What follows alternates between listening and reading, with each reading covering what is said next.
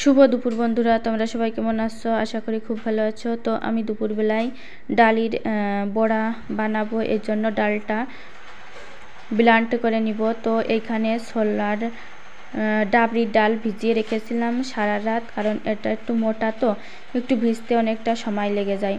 তো ভিজিয়ে আজকে দুপুরবেলা এই তো ব্লান্ড করে নিব। আর এটার ভিতরে এক বাটি মরিচ, তারপরে আদা, জিরা, হলুদ, লবণ, তো এগুলো দিয়ে যে পেস্ট করে রেখেছি কিছুটার অর্ধেক, কারণ এক বাড়িতে তো পেস্ট করা যাবে না, তো অর্ধেক পেস্ট করে রেখেছি আর অর্ধেকটা পেস্ট করে নিব। তো আমার শেষমেশ পেস্ট করা হয়ে গেছে। তো এখন সব কিছু মিশিয়ে নিচ্ছি হাতা দিয়ে। তো ভালো করে মিক্সড করে তারপরে ভেজে নিব। তো ডালের বড়া খেতে কিন্তু খুবই ভালো লাগে। আর যেদিন নিরামিষ পদ থাকে তো সেদিন এভাবে যদি ডালের বড়া করা যায় তাহলে অন্য কিছু না হলেও চলে। আর আজকে বেশি কিছু রান্না হবে না, আর আজকে শুধু ডালের বড়া আর মুগের ডাল আর ঢেঁড়স আর আলু ভাজি এগুলোই হবে। তো আমি ডালটা এখন ভেজে নিব। আর ডালটা ভেজে নেওয়ার আগে আমার প্রচুর খিদে পেয়ে গেছিলো, কারণ দুপুরবেলা মানে সকালবেলা ভাত খাওয়ার পরই হালকা পাতলা খিদে পেয়ে যায়। তো ভাবলাম কি খাবো, আর বিস্কিট মুড়ি এগুলো খেতে ইচ্ছা করে না। তো আমি মিষ্টি আলু ছিল, তো মিষ্টি আলুটা ভাবলাম আগে ছেলে নিই।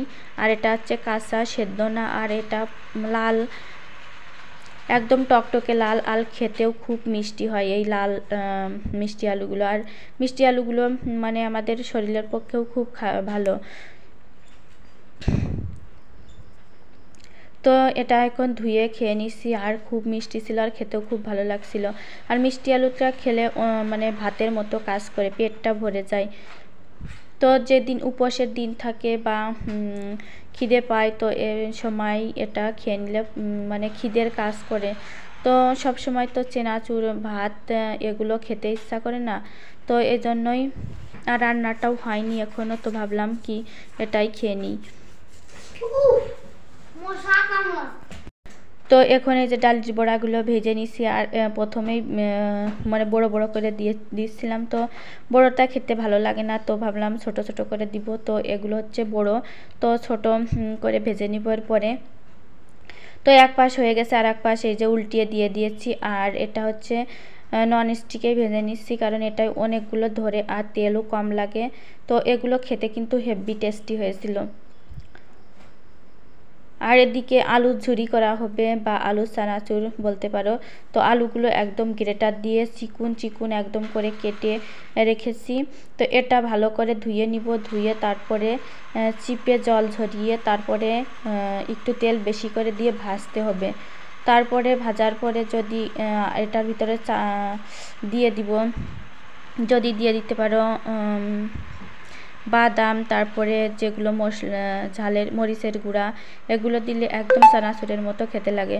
তো এখানে চিপস ভেজে নিলাম।